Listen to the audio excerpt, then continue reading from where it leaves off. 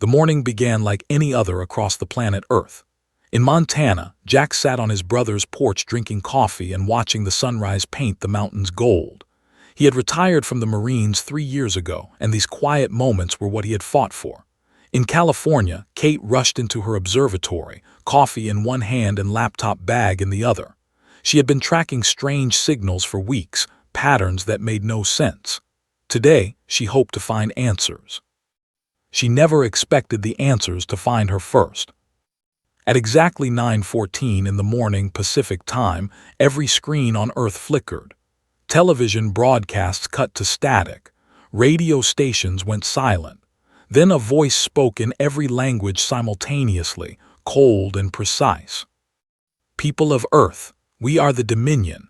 Your world now belongs to us. You have 1 hour to surrender all military forces and governmental control. Compliance will be rewarded with survival. Resistance will be met with extinction. Choose wisely." Kate ran outside and looked up. Her heart stopped. The sky was filled with ships, hundreds of them, massive dark vessels that blocked out the sun like storm clouds made of metal. They stretched from horizon to horizon, casting shadows over cities and farmland alike. In Washington, D.C., the president and his advisors scrambled to respond. Emergency lines burned with calls from every nation. The United Nations attempted to convene, but there was no time. Military commanders reported that the alien fleet had weapons aimed at every major installation on the planet. The hour passed with no unified response. Humanity had never agreed on anything quickly, and they were not about to start now. They did not wait for a second hour. Jack felt the ground shake before he saw the light. A beam of pure white energy shot down from the sky and struck the Air Force Base 30 miles east. The explosion threw him off his chair. When he stood up, a mushroom cloud was rising where the base had been. His military training kicked in immediately. He ran inside and found his brother's family huddled together in fear. "Get the kids in the truck," he said calmly. "We need to move now." Across the Pacific Ocean, Commander Cole stood on the bridge of the USS Valiant as chaos erupted around him. The alien attack had begun, and the American fleet was being torn apart. Ships that had taken years to build were vanishing in seconds, hit by weapons that made human missiles look like toys. A blast struck the Valiant's sister ship, the USS Dauntless, watched in horror as the massive vessel broke in half and sank within minutes. Then a beam hit the Valiant's command tower.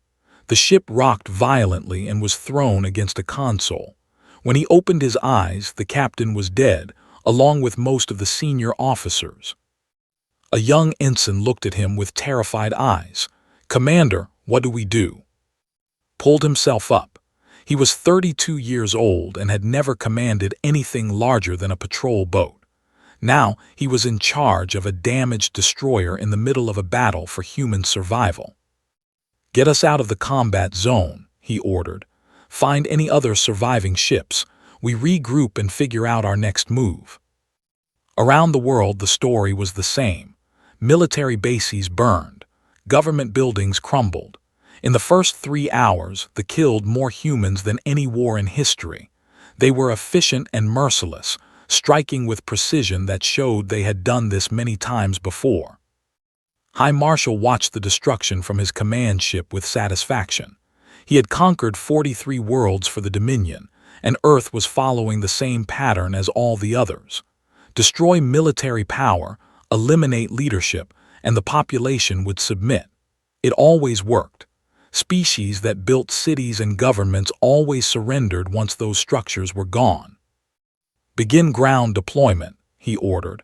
"Send pacification units to major population centers. The survivors will need guidance." Soldiers descended from the sky in drop pods. They were tall creatures, nearly 8 feet, with gray skin and 4 arms. Their armor was black, and their weapons hummed with energy that could cut through steel. They marched into ruined cities expecting to find terrified survivors ready to obey. In New York, a squad moved through Times Square, scanning for threats. They found a group of humans hiding in a destroyed store. The squad leader approached them. "You will come with us," he announced. "Resistance is pointless. Your military is destroyed. Your leaders are dead. Submit to the Dominion and you will live." An old man stepped forward from the group. He was holding a baseball bat. His hands were shaking, but his eyes were steady. "This is our home," he said quietly. "Get out." The squad leader tilted his head in confusion. This was not the expected response. On 43 other worlds, survivors had always obeyed once they understood their situation. This human was small, weak, and armed with a primitive wooden stick, yet he was refusing to submit. The squad leader raised his weapon. The old man did not run. He was not alone. Behind him, others picked up whatever they could find. Pipes, rocks, broken glass. They knew they could not win. They stood anyway. In Montana, Jack gathered survivors from 3 small towns. He set up a camp in the mountains, away from main roads. That night, he sat by a fire with 24 scared civilians. "They hit the bases," he told them. "They took out the army. They think that means we are beaten." He paused and looked at their faces. "They are wrong. Every person here knows how to hunt. Every person here knows this land. They came to conquer America, but they forgot something important." A young woman named Lisa spoke up. "What did they forget?" Jack smiled grimly. "Americans do not know how to quit." In her hidden location deep underground, Kate worked through the night, analyzing the alien signals. She had escaped the initial attack by hiding in her observatory's basement. Now she was studying everything she could about the enemy. Their communications, their ship movements, their technology. She found something interesting. They used predictable patterns in their signals. They were organized, efficient, and completely confident. They did not encrypt their tactical communications heavily because no conquered species had ever been able to intercept them. Kate began taking notes. If she could crack their codes, humanity might have a chance.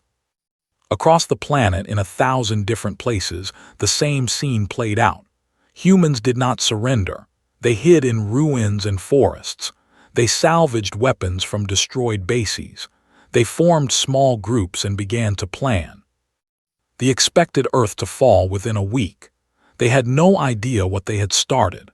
They had invaded a planet of 8 billion people who had spent their entire existence fighting wars, surviving disasters, and refusing to die.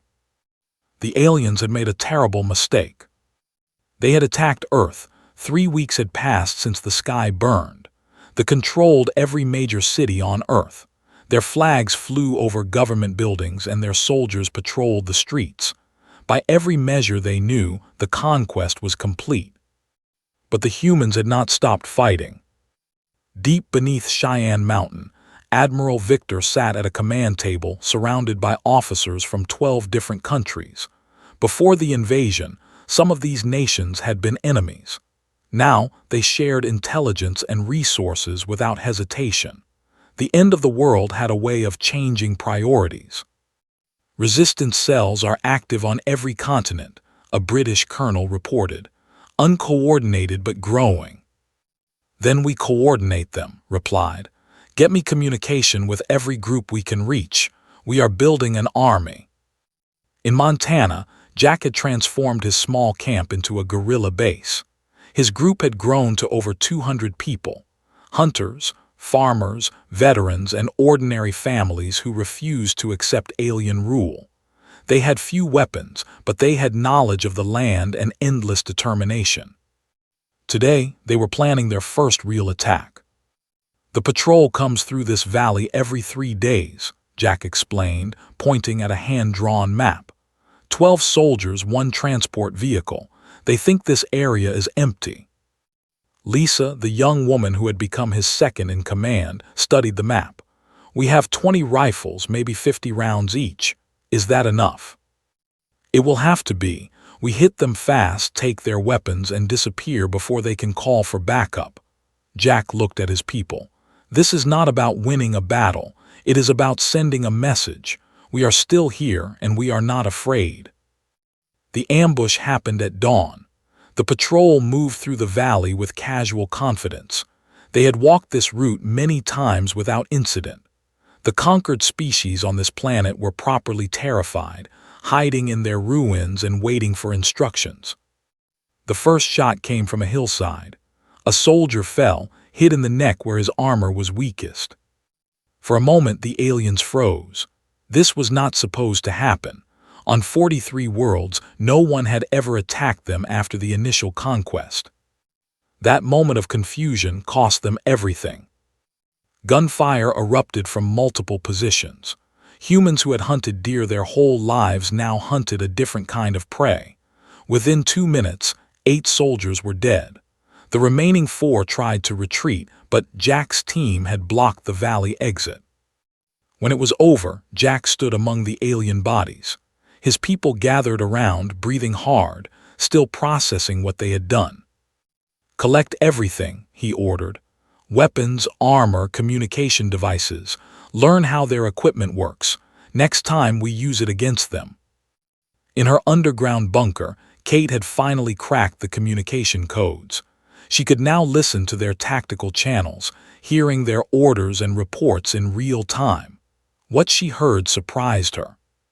"High Marshal, we have lost another patrol in Sector 7.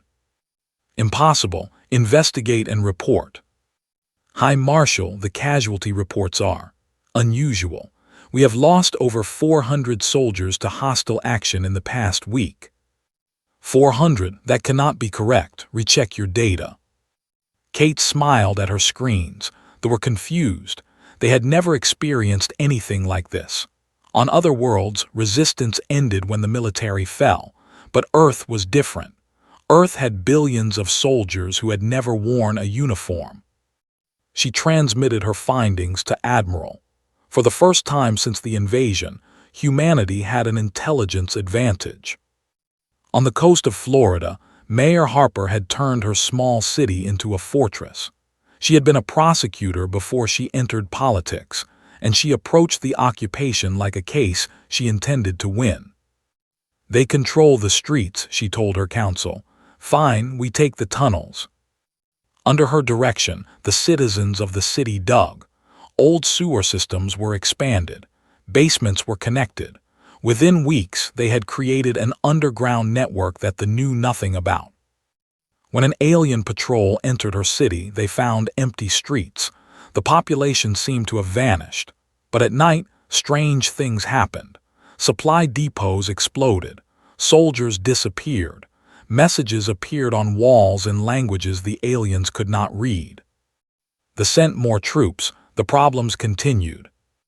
In the Pacific, Commander Cole had gathered the surviving ships of 6 different navies. American, Australian, Japanese, Korean, and others had united under his command. They hid among island chains, striking supply ships and vanishing before reinforcements arrived. His tactics were simple but effective. Attack quickly, cause maximum damage, and never fight a battle you cannot win. They had superior technology, but they had never fought an enemy that refused to engage in conventional warfare.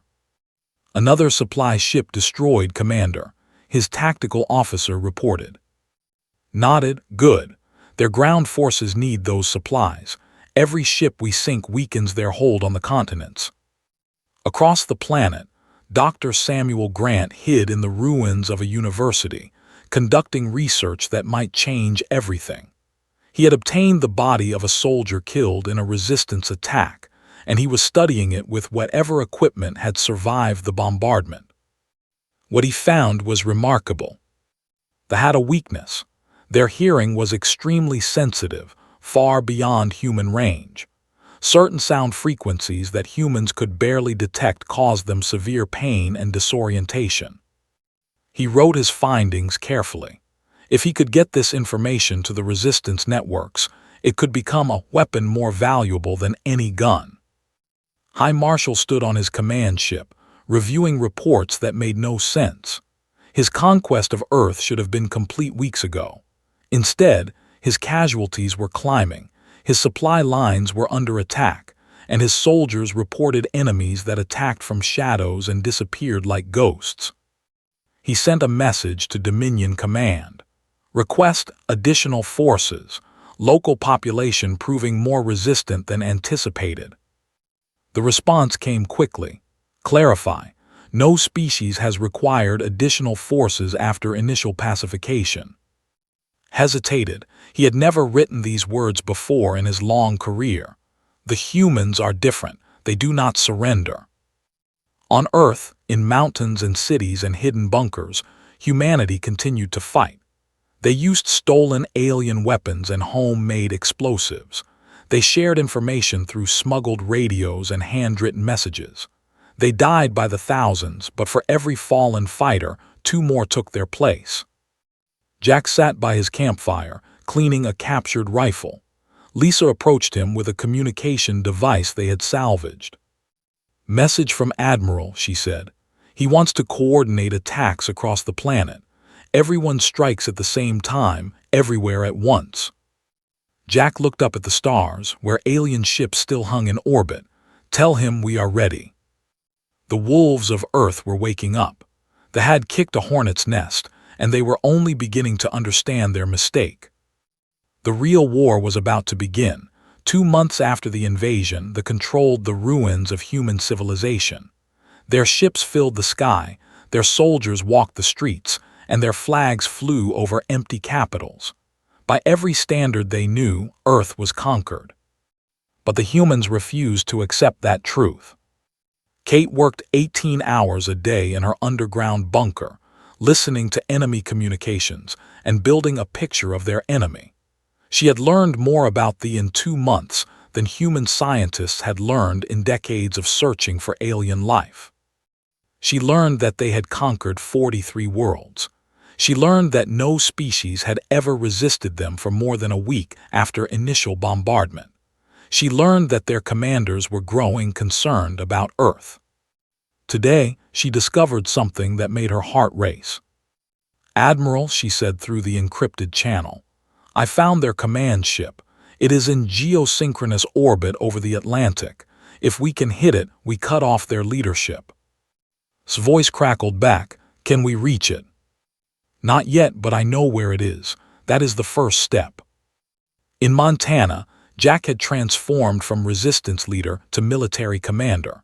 His group had grown to over 2,000 fighters, armed with captured weapons and homemade explosives. They controlled the mountains, and the aliens had learned to avoid their territory. But Jack wanted more than survival. He wanted victory. A young runner brought him a message from Kate's network.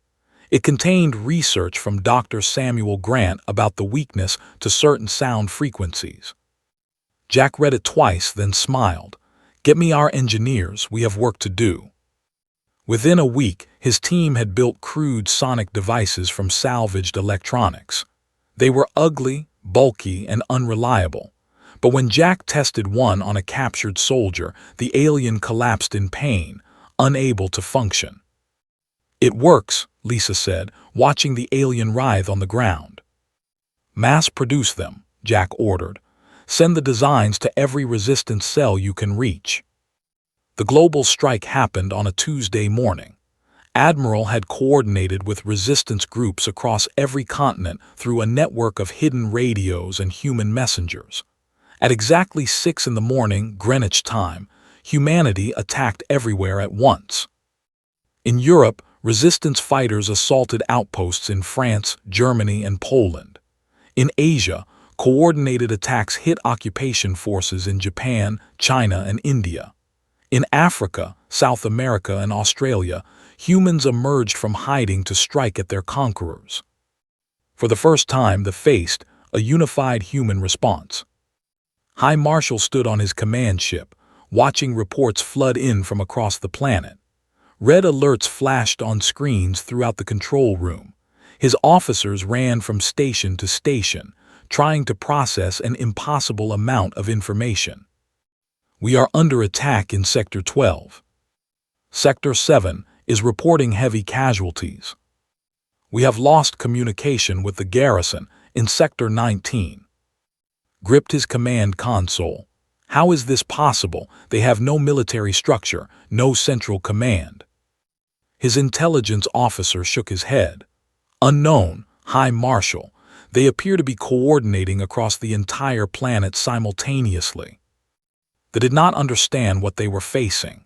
They had conquered species with governments and militaries, where destroying the leadership ended the war. Humans had no single leader. They had billions of people who had all decided, independently, to fight back. In Mayor Harper's coastal city, the underground network struck with devastating precision. Soldiers walked into ambushes at every turn. Supply depots exploded from inside. Communications equipment was destroyed by saboteurs who vanished into tunnels before anyone could respond. By the end of the day, the city was free. News of the liberation spread through resistance networks like wildfire. If one city could drive out the aliens, others could too. Commander Cole led his combined fleet in a daring attack on orbital supply ships. His vessels were smaller and weaker, but his crews were fighting for their home. They knew every trick of naval warfare that humans had learned over thousands of years. They relied on superior technology, relied on courage and cunning. Target their engine sections, he ordered. They do not expect us to get close enough for precision strikes. The battle lasted 3 hours. When it ended, 5 supply ships were burning wreckage falling toward Earth, had lost 2 destroyers and hundreds of sailors, but the enemy supply line to the Pacific was broken. They tried to adapt. They brought in more troops, more ships, more weapons, but every solution created new problems. Soldiers sent to one region left another region vulnerable. Supply ships moved in convoys, slowing their logistics. And everywhere humans kept fighting. Dr. Samuel Grant's research on sound frequencies spread across the planet. Resistance groups built their own sonic weapons, each version slightly different, each one effective. Soldiers learned to fear enclosed spaces, where the sonic devices worked best. High Marshal sent an emergency message to Dominion Command, requesting significant reinforcement. Earth resistance exceeds all projections. Recommend full occupation force deployment. The response was cold. Your failure to pacify a primitive world is unacceptable. Additional forces are not available for a conquest that should have been completed within days. Read the message 3 times. He had served the Dominion for 80 years. He had never failed a conquest, but Earth was breaking every rule he knew. In Montana, Jack gathered his commanders for a planning session. They had won dozens of small battles. They had freed several towns, but the war was far from over. We are hurting them, he said, but we need to do more than hurt them. We need to break them. Lisa pointed at a map. There is a communications hub 200 miles east. It coordinates operations for the entire northern region. If we take it out, we blind them. Jack studied the map. The hub was heavily defended, surrounded by enemy soldiers and protected by energy shields. Attacking it would be suicide. What if we do not attack it? He said slowly. What if we infiltrate it? Get inside, plant our sonic devices on their internal communication system, and broadcast directly to every soldier in the region. His commanders exchanged looks. It was insane. It was impossible. It was exactly the kind of plan that humans had used throughout their history. I will lead the team myself, Jack said. Get me volunteers. This is going to be dangerous, but if it works, we change everything. Across the planet, humanity was learning a simple truth. They had technology, but humans had something they could not understand. Humans had the ability to keep fighting when all logic said they should surrender. They had spent their entire history surviving against impossible odds. The aliens had conquered species that thought like governments. They had never faced a species that thought like individuals, where every single person was capable of becoming an army. They had not invaded a civilization. They had invaded 8 billion survivors who would rather die than kneel. And now those survivors were fighting back with everything they had. 4 months after the invasion, the war had changed. Humans were no longer just surviving. They were winning. In hidden factories beneath mountains and inside abandoned warehouses, human engineers worked day and night. They had captured enough technology to begin understanding it. Now they were rebuilding it, adapting it, making it their own. The first human-made energy rifles came off the production line on a cold morning in Colorado. They were crude compared to the alien originals, but they worked. Admiral held one in his hands, feeling its weight. "How many can we make?" he asked. 100 per week for now, the lead engineer replied. "More once we expand production." Nodded slowly. "Make 1,000, then make 10,000. We are taking back our planet." Kate had become the most important person in the resistance. Her knowledge of communications allowed humanity to anticipate enemy movements, avoid traps, and strike at weak points. She had saved thousands of lives without ever firing a weapon. Now she had found something even more valuable. "The command ship," she said to Admiral through their secure channel. "I know exactly where it is and when their shields are weakest. During their communication cycles, they drop shield strength by 30% to boost signal power. We have a window of 12 minutes every 6 hours. Felt his heart pound. "Can we reach them?" Commander Cole's fleet has been refitted with captured weapons. If they can get close enough during that window, they might be able to damage the ship, maybe even destroy it. Closed his eyes. Losing Cole's fleet would cripple their naval operations, but killing the commander could end the war. "Do it," he said. "Tell Cole to prepare for the most important mission in human history." In Montana, Jack led his team through enemy territory toward the communications hub. They traveled at night, hiding during the day, moving like ghosts through a land the thought they controlled. His team was small, 12 people, hand-picked for their skills. Lisa was with him, along with veterans of a dozen guerrilla battles. They carried sonic devices, explosives, and captured alien weapons. The hub was located in what had once been a small town. They had cleared out the human population and turned the area into a military installation. Guard towers, energy shields, and hundreds of soldiers protected the building. "Impossible to attack directly," Lisa whispered, studying the base through binoculars. "We are not attacking directly," Jack replied. He pointed at a drainage pipe that ran beneath the perimeter. "Old town infrastructure. They never thought to seal it because they do not understand how humans built things." They entered the pipe at midnight. The journey was slow and cramped, crawling through darkness toward the enemy heart. When they emerged inside the base, they found themselves in a maintenance area that the aliens had ignored. Jack split his team into 3 groups. One would plant explosives. One would set up sonic devices. One would reach the main transmission room and connect to the internal communication system. He led the 3rd group himself. They moved through the base like shadows, avoiding patrols and using their knowledge of alien behavior patterns. Kate had provided detailed information about routines. The aliens were predictable because they had never needed to be careful. The transmission room was guarded by 4 soldiers. Jack's team took them down silently with a combination of sonic pulses and close combat. Within minutes, they were inside the most important communication center in North America. "Connect the device," Jack ordered. "When this goes out, every soldier in the region will feel it." Over the Pacific Ocean, Commander Cole stood on the bridge of the USS Valiant.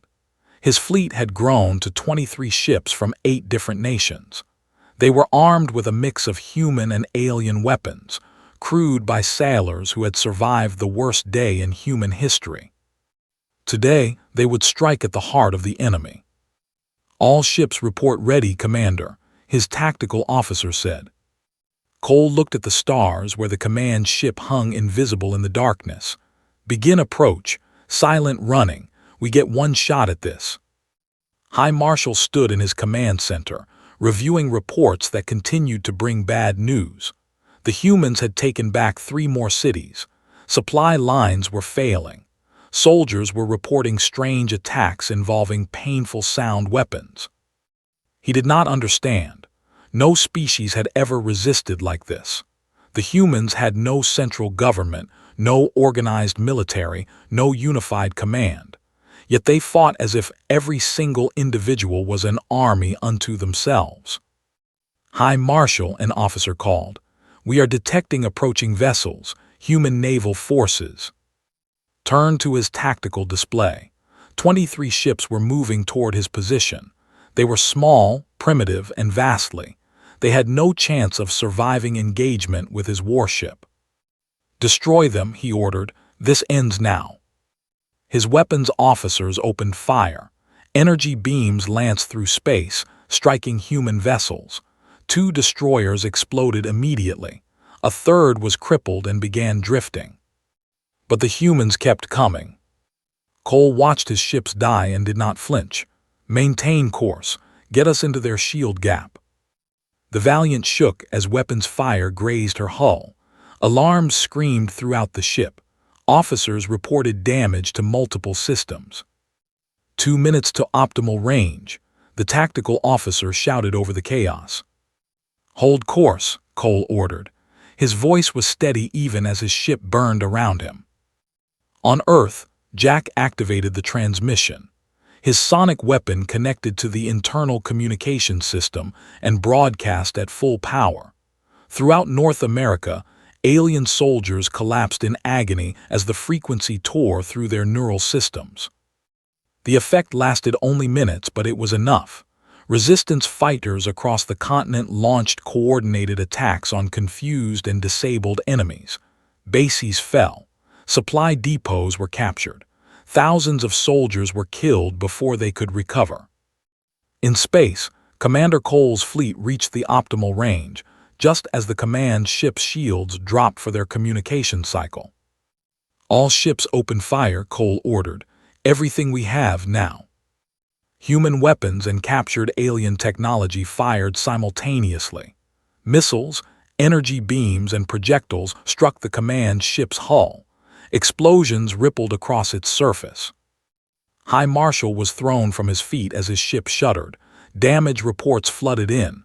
Hull breaches, engine damage, weapons systems failing. "Impossible," he whispered. "They are primitives, they cannot hurt us." But they were hurting him, badly. Another volley hit the command ship. An entire section of the hull collapsed. Emergency systems activated throughout the vessel.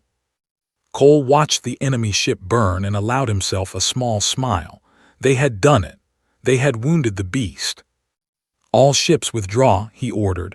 "We have accomplished our mission." The human fleet retreated, leaving behind 6 destroyed vessels and hundreds of dead sailors. But they had proven something that changed everything. They could be beaten. On Earth, Jack and his team escaped the communications hub as it exploded behind them. They had struck a blow that would echo across the continent. In her bunker, Kate listened to communications filled with panic and confusion. The enemy was beginning to understand what they faced.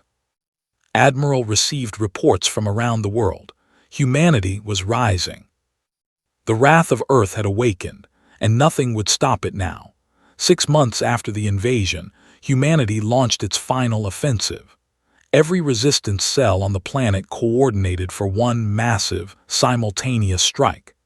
Every captured weapon, every improvised explosive, every soldier who could hold a rifle prepared for the moment that would decide the future of Earth. Admiral Victor stood in the command center at Cheyenne Mountain, watching reports from around the world. Human forces were ready in Europe, Asia, Africa, and the Americas. Commander Cole's fleet was in position near the damaged command ship. Jack's team was prepared to broadcast the sonic weapon through captured communication networks one final time. "All forces report ready," an officer announced. Took a deep breath. "Begin Operation Homecoming." Jack sat in the transmission center of a captured base. His team had taken the facility 3 hours ago in a brutal fight that cost him 4 good fighters. Now the equipment was his, connected to the Continental Communication Network. Lisa checked the final connections. "We are ready. This broadcast will hit every soldier on Earth simultaneously." Jack nodded. He thought about the people he had lost over the past 6 months. Friends, family, strangers who had become brothers and sisters in arms. They had all given everything for this moment. "Send it," he said. The sonic pulse went out through every communication device on the planet.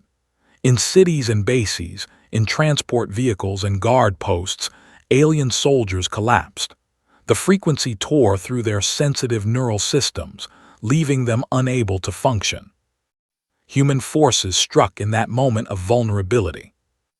In Paris, resistance fighters stormed the occupation headquarters. In Tokyo, civilians with captured weapons joined trained guerrillas in a final push. In Cairo, Sydney, and dozens of other cities, humanity rose as one. They tried to respond, but their communication networks were filled with the painful frequency. Commands could not be transmitted. Reinforcements could not be coordinated. For critical minutes, their entire military structure was blind. Those minutes were enough. Above Earth, Commander Cole led his fleet toward the command ship. The vessel was still damaged from their previous attack, its shields weakened, its weapons reduced. But it was still the most powerful ship in orbit, and High Marshal was still aboard. "All ships prepare for final approach," Cole ordered. "Boarding parties stand by." The command ship opened fire, but its weapons were operating at half capacity. Human vessels took hits, some fatal, but the rest pushed through. Within an hour, boarding craft were attaching to the alien hull. Kate was aboard one of those craft. She had insisted on joining the assault. Her knowledge of systems was too valuable to leave behind. "I can guide you to the command center," she told the assault team leader. "I know their ship layout from intercepted communications." They cut through the hull and entered the alien vessel. The corridors were dark, filled with smoke and the sounds of combat. Soldiers tried to stop them, but the humans had prepared for this fight for months. Kate directed them through the maze of corridors, past burning compartments and destroyed systems, toward the heart of the ship.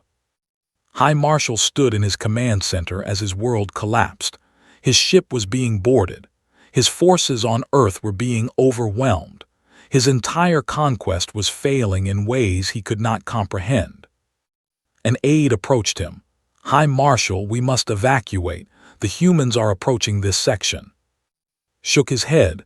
"I have never retreated. I will not start now." He was there when the doors exploded inward and human soldiers poured into the command center.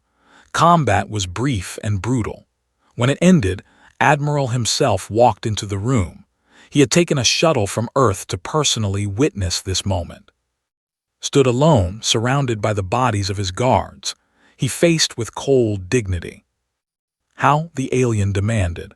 "We have conquered 43 worlds, species with greater technology, larger populations, more advanced militaries. None of them resisted. How did you primitives defeat us?" Looked at the alien for a long moment. Around him, human soldiers from a dozen different nations stood united. Behind them, Kate was already working on the ship systems, preparing to broadcast the surrender order. "You attacked our home," said simply. "You threatened our children. You expected us to kneel like the others." He stepped closer, his eyes hard. "But we are not like the others. We have spent our entire history fighting each other. War is in our blood, in our bones, in every cell of our bodies. We have survived ice ages and plagues, tyrants and natural disasters. We do not know how to give up." Paused, letting his words sink in. "You should have studied us before you invaded. You should have learned what happens when you threaten a human's family, a human's home, a human's freedom. You should have understood that every single one of us, from the youngest child to the oldest elder, is capable of becoming a soldier when necessary." He straightened. You conquered empires, you broke civilizations, but Earth is different. Earth is not a civilization. Earth is 8 billion individuals who will fight you to the last breath. You gave us a common enemy and we became unstoppable." Had no response. In 80 years of conquest, he had never encountered anything like these creatures. Kate finished her work. "We have access to their communication systems.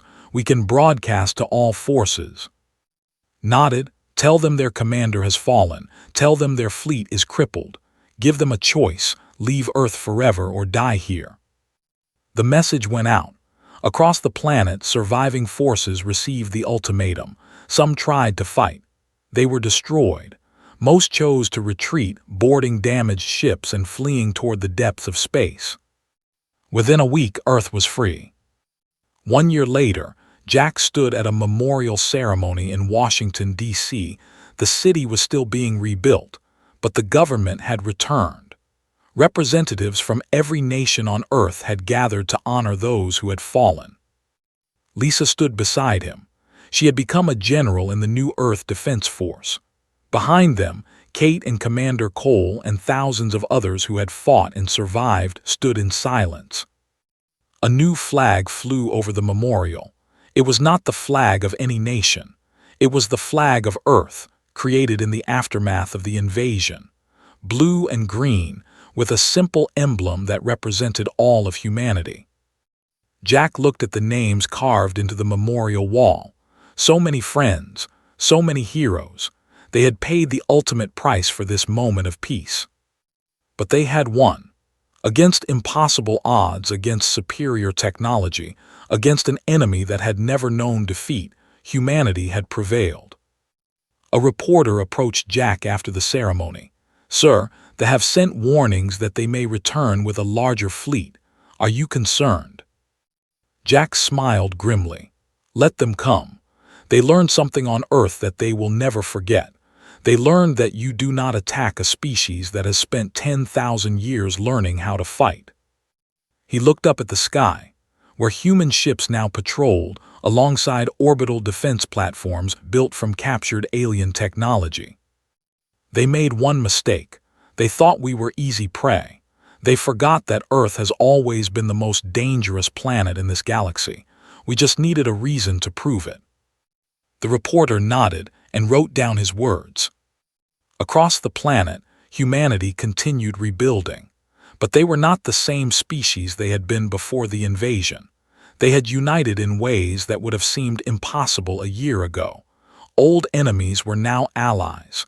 Former borders meant nothing compared to the bonds forged in war. And in every nation, in every city, in every small town and village, humans looked at the stars with new eyes. They were no longer alone in the universe. They had learned that threats existed beyond their world. But they had also learned something else. They had learned that when humanity stood together, there was nothing in the galaxy that could defeat them. They had overlooked one critical detail when they planned their invasion. It was Earth. And Earth does not surrender.